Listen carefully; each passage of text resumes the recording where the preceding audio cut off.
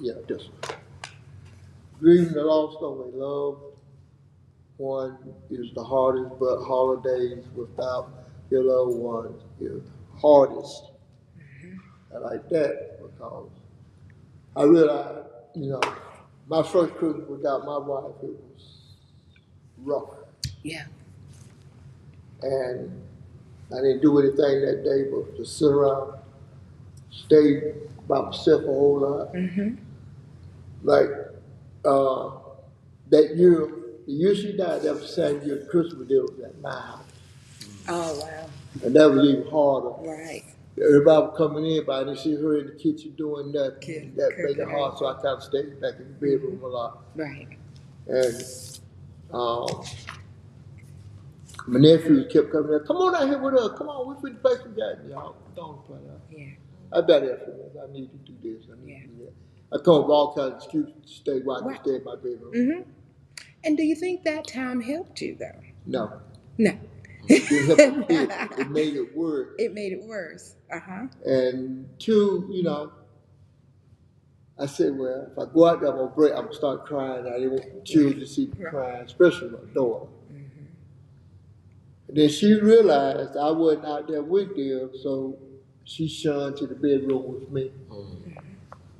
Yeah. And that was, you know, hard. But Right. after that, uh, it probably still be the same way if I had started coming here. Uh-huh. Well, thank If I had you. started coming to sessions, and I'd probably be in the same state. Mm-hmm. But after that first Christmas, the next Christmas was a little better. Right. Then it got better. Then I said, well, I'm gonna start doing something different, like holidays, birthdays. I'm gonna celebrate her birthday, Right. just like she's with me. Right. I fix a little small dinner, light a candle, put a picture on the table, fix her a plate, we sit there, we eat, you know, do that. Right. That get me through that, you know. And every now and then now I still do stuff like that. Right. But, you know, like her birthday, I used to go to the grave. I said, no, this ain't getting it. Right. Coming to the grave ain't getting it, I'm just looking at the ground.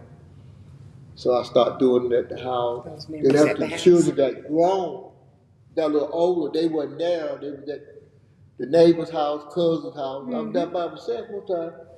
So I said, well, we're going to have dinner tonight. Right. We ain't going out. We're going to eat at home tonight. So I go in there, stir up a little something.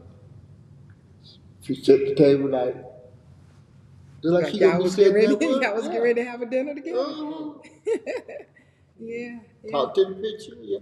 Well, how you like the peas? How you like the beans? This, you know. Right. They're like, oh, it's good. Like, I'm gonna hear that, but I didn't hear it. But, Right.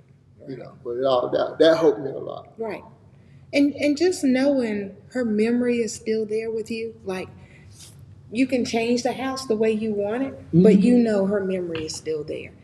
That doesn't change. That doesn't change at all. Mm-mm. Just because you change the house or you change the setting or you change, you know, you still remember where her bedroom was. You still remember her clothes. You still remember what she did in the kitchen and how she had things set up. That doesn't change. Those memories are there for a reason, for you to remember them, you know, and to carry on who she is and what she was to you. Yeah. Yeah. Okay. Yeah. Um, I like this one. It says it's impossible to forget someone who gave you so much to remember. And if we think about it, whether it's losing a spouse, losing a parent, losing a sibling, those memories have been there from the time you've known them until their death date. Mm-hmm. And so we created that to remember it. And so if we try to say, oh, I'm not going to think about them anymore, no, that's not what the memories were created for. It's so that we can share and share in the joy that we remember them in.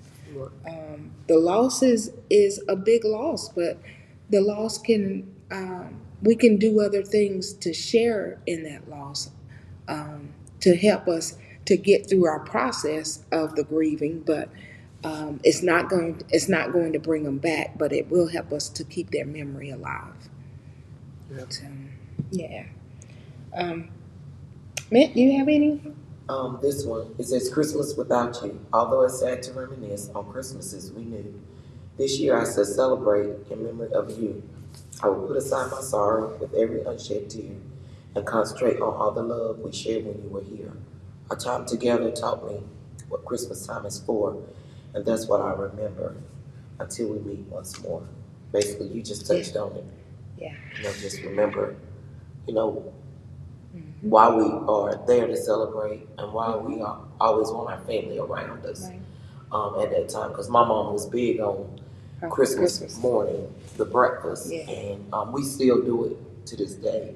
Now, the first year we did it, it was like extremely hard, but we did it because we knew that was something that was passed down from my grandmother to her, and then now her daughters do it. So, and that is something that now we share with our kids. Um, and that's a memory that, and we can, she's there with us and we know that she's there with us. So that's a memory that we always share with her. So, with us, sorry. Uh-huh. Oh yeah. Oh yeah. And you know what? Those things that you guys do, just talking about it to people who are even not in your family, helps other families to get through it. Because I know when you share the things that your mom done, well, I was kind of there when I got to Sanford, but sharing those things and watching you guys go through the joys and stuff on Christmas morning, it helps me to. That's what I celebrate. Take that love from that and share it with somebody else, and then share it here, and then share it here, because it just continues to go. That's a process. It just continues to keep moving. It's not a stop sign, It's a yield and keep going. Yeah, we had this happen. We've lost one, but we still have these, and these can carry on over here, and these can carry on over here, because we're not always going to be here. So if we don't share that, then what are our kids going to share, and what are their kids going to share? So I like that we teach our kids to, that it's not really about the gifts that you get.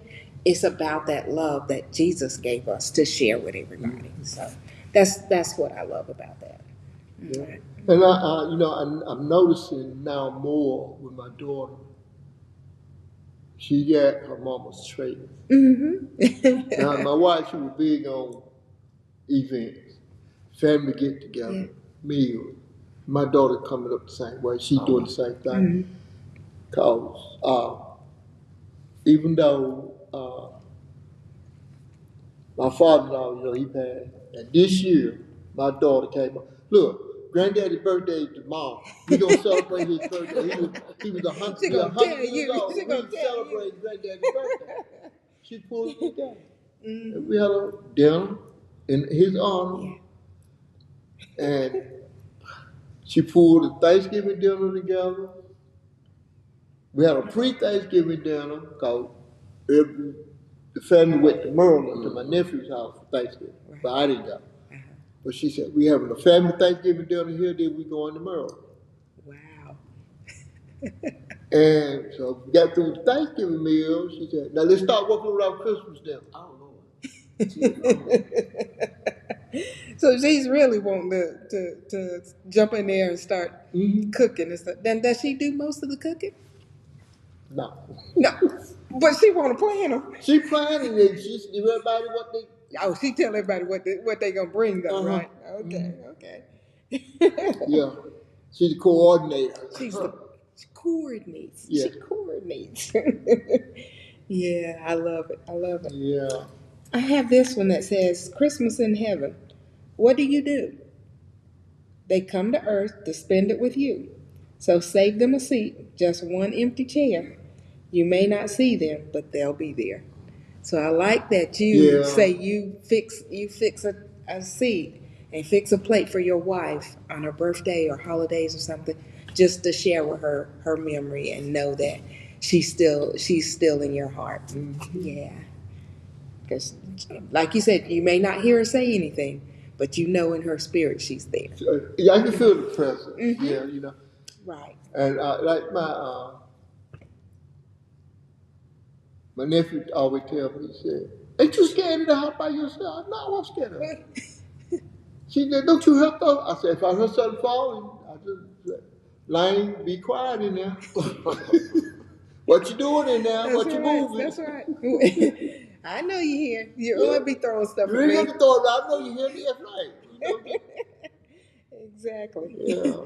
Yeah. We have a hard time expressing what we're feeling, but we feel things that we want to share, but it feels like we get choked Sure. Mm-hmm. right when we start to express how we feel about our loved ones we just lost, especially if it's your first holiday, your first birthday, your first Christmas without that person. Whether it's your spouse, whether it's your parents, whether it's a sibling, whether it's even a close friend, because they are sometimes as close as our blood relatives are. Mm-hmm. So yeah, we have a hard time dealing with that. So just know gifts to get me through. If we remember these things and know where we are, the space we're in, this will help us to get through it. So these quotes, and you guys are welcome to take some of these with you, share them with people that are going through things that weren't able to come. They are welcome to have these and share them during that time. All right, what's another one you have, man? Grief doesn't end at Christmas. It just becomes a different kind of quiet. I know you mentioned that when I first walked in, and I apologize for being late, but I looked up at the time. Not the time I You thought it here? was. So, and I used to keep my clocks fast. But, but you were saying that, people are not here, and especially around holidays, because I can speak for me. It does get quiet, and I think some people, I think they just want to not talk about it. Mm-hmm. They just want to go, just like you said, you want to go in your room, you just want to be by yourself, and you kind of want to agree. That can be good, Right. and that can be kind of bad. Bad because I was reading this one. It was like the holidays can be hard, and your feelings are okay. And it says some other stuff that's noted there in heaven. I think that we want to acknowledge that we have feelings, but we don't want to put it on anybody else. Right. So you just kind of want to be by yourself. It's quiet, and you want to remember them, and you're grieving. But eventually, you got to come out. Mm-hmm. And I know I didn't ever want to cry in front of my daughter because it was hard. I went through a lot of grief, like back, just as you did as well. Right. But I think we become isolated, and in that quietness, in that stillness. And I think it's okay sometimes Yeah. to cry in front of them because they got to know that you're in this way. Right. So, and they may need to see you grieve Mm-hmm. because then That may be the That'll time that they help cry. Yeah. them. That and they'll that start helps them showing. to know how to grieve because some of us don't know how to grieve. Right. Like that was my biggest thing. I'm just now really realizing my mom been gone for 6 years. Yes, 6 years. 2019 was 6 years, but we went in COVID 6 months later. So I felt like I was never really able to grieve for her because I was isolated. Because we couldn't go nowhere, Right. we couldn't do nothing. It was just you in the house. In the room. So, In the house. and I didn't want like that first Mother's Day came around. I didn't want to. I didn't want. I didn't. I was like walking around going, "Oh, I'm good." She died in July, and this was almost a year later. It's COVID. We weren't even in church, so I couldn't even get out of bed. So it's sort of like your body shuts down too. So I would like to think, had I had the opportunity to be out amongst, coming to something like this or whatever, to learn how to grieve, because I think we don't know how to grieve, and I know it's phases, and of course you get mad, Right. you get angry, you get all of those, and I do feel like we do need to have some quiet time, Yeah. like so you can Because process. it's a healthy grieving and an unhealthy Right. grieving. And so I had the unhealthy. if you get into a state where you're going into unhealthy grieving, then that's when you need to come out of those closed rooms. You need to open those blinds. You need to go outside and get fresh air. You need to be around other people. You don't have to throw no big party or anything, but you need to be around other humans and other people that you can kind of express how you're feeling at the time. A lot of people say, well, I don't want to go around people like you go. I don't want to go around them because I don't know what to say when they start crying. You don't have to say anything. Now I don't say nothing. I'm Right. really good Sometimes at that now. you just wanna, if they wanna cry, let them cry. Let's go. If they wanna talk, let them talk. You don't have to answer anything. Right. You know, just say it's okay. Yeah. We're here for you. Yeah, because I find myself now, if somebody, talk to me and just lost a loved one, something, they cry, I cry along with them. Yeah. Mm-hmm. And they say, well, why you crying? Right. Why you crying? I feel your loss. Yeah. And I've been through what you've been through, so. Right. You Yeah. acknowledge it. Mm-hmm. So it's You have the acknowledging their empathy. pain Mhm. as well. So Yeah. And you know, everybody's grief is different, and they're like, well, you don't understand what I'm going through. I may not understand exactly what you're going through, but I've been through the grieving process, and so God has taken me through that so that I can help you along the way. A lot of people, like I tell you all the time that I try to, when people come to the grief sessions, I try to set them up with somebody. Like if you've lost your wife, if somebody else is new coming, I always try to get them to set them up with someone who's lost their wife, Right. or who's lost a husband, or who's lost a child, um, or who's lost a sibling. Because then you can say, yeah, I've lost a sibling. I can try to help you through this. This is what I did. Try this, try this, try this. You can try several things. And if those things don't work, then you try something that works for you. Or you do the things that work for you. But if you don't do anything, it's just going to smother you. People have died because they didn't grieve right, or they didn't have healthy grieving. They just, went deep into their grief to a depression. And so what happens after that is then your heart gets heavy and you smother yourself.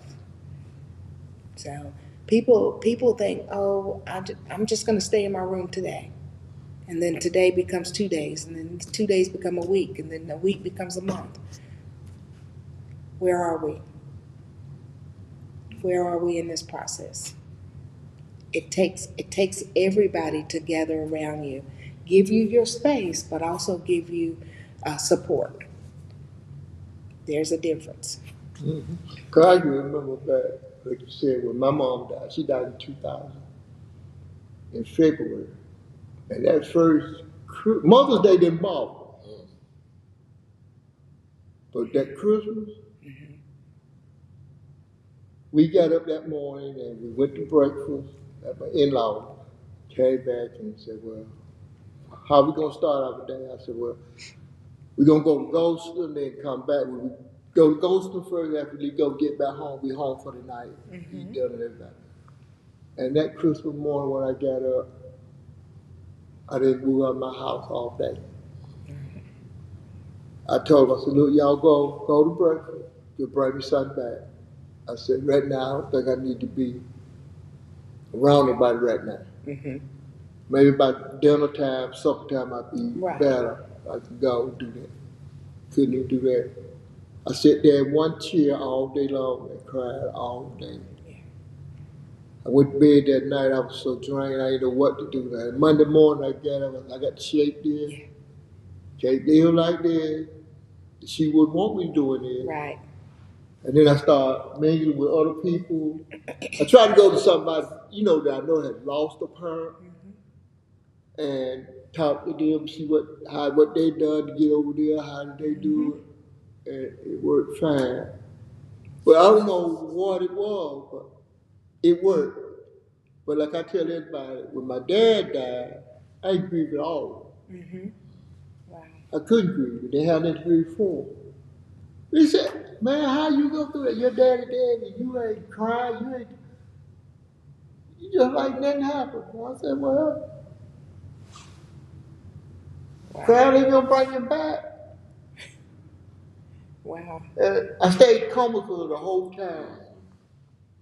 And they said, one of my friends told me, she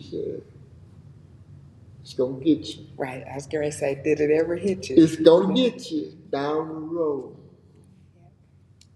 2 years later, told me up. Right. Process. Yeah. You start processing it. You just told me up. Yeah. Then I said, I never do that no more. I don't care. If I was sharing for one tear, He said, I'm this tear coming out today. you get one tear out, I'm getting this out, and and that learned my lesson. So you learned your lesson from that one, huh? Yeah. To not listen to your Not listen to myself. Go out there and do what you're supposed Right. to do. You need to cry, go on the cry. You need to yell, scream, whatever. Come do it. But a lot of times I tell people that they'll go, I have a hard time going back to church whenever I've lost them because that's where I saw them last. They were in front of the altar in that casket, and when I go in, that's what I see. That's part of the process. That's your closure part. To be able to start mingling or going back to the places where you guys used to go or you used to do things. And they're like, well, I don't want to even talk to people because as soon as they ask me, how you doing? Then you break down. It's okay. And if you don't want to talk right then, say, I really don't want to talk about it right now. You don't have to be mean to people. You don't have to, just turn and walk away. Just say, hey, I'm not good right now. I just don't want to talk about it until you're ready to talk so that you don't get choked up every time you get ready to talk about some things. I've had loved ones that pass and it's been 10, 15, 20 years. And certain times that I talk about them, it's like it starts to choke me up because that's the person that I was really close to, or I didn't grieve the way I should have during that time that they passed. So, yeah, it's hard, but you have to find your thing that works for you in your process. So. Yeah, that happened to me a lot. Cause like my cousin back here, Wayne. I told you I couldn't figure out how that Wayne was. Yeah. And when he get on my mind now, I think about it. I said, when he waved at me like that, he telling me bye. Yeah. And everything's gonna be all right, Everything's gonna be all right. And so I kind of dwell on that. And every time I see one of the trucks, I'll be looking for that. Yeah. Yeah. Every time I go past his office, I'm like, man, I sure miss Wayne. I know it. Yeah. And that was one thing Thanksgiving. I don't know whether that had anything to do with me not feeling good or not, because I know he always fix food and most times he do barbecue on Thanksgiving. Yeah, them big ones. And I didn't get a chance to talk to his kids over Thanksgiving, but they were all like the month before when we talked. It was just like, yeah, we're gonna try to do some of the stuff Dad did, and I said that's the way you do it. Just keep their memory alive. Talk about them, and that's what I think helped my husband get through the loss of his mom. When our kids come together, they talk about the funny stuff that his mom used to do, and he talks about the funny stuff that his mom used to do, and that keeps him first remembering her during that time, and also to keep her memory alive in his life too. That she's just gone in body, she's not gone in spirit. Right. So, another one that I have. Did I read this one? Your absence is loud this holiday season. Your absence is loud. That means we miss them a lot. Everybody's talking about them, but they're no longer here. That empty chair that sits, you're no longer there anymore. That place in the kitchen where you usually are, you're no longer there. That living room party that we always have, or the games and stuff that we play, and their part in that is no longer there. Yeah. But it's a holiday. We use them in our conversation. to remember them. And so we keep putting them back in that chair. This is what mama used to do. This is what dad used to do. My sister used to do this. My cousin used to do this. My dad used to do this. And we remember those things, and that's what keeps it alive, keeps them alive, keeps their spirit alive. So Yeah. we keep sharing them, and we share them not only to help us get through our grieving process, but we share them to keep our family loving who they are and what they have done for us.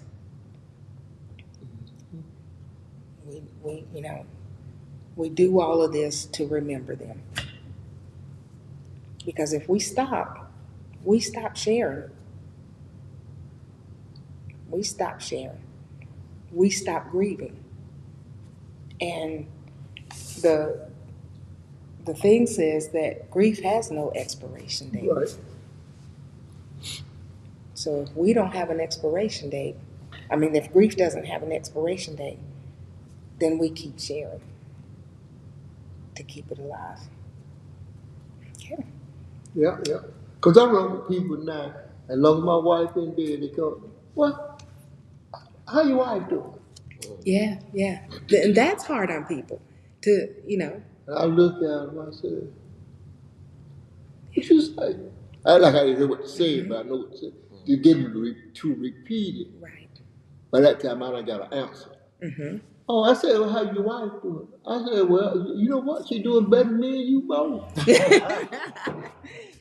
Now that's all right there. And then they said, oh, how she then they said, oh, I'm so sorry. I forget she ain't there. I'm so sorry. Don't be sorry. No. I said, because what you just said, that's fine. I hear it all the time. So. And you're right.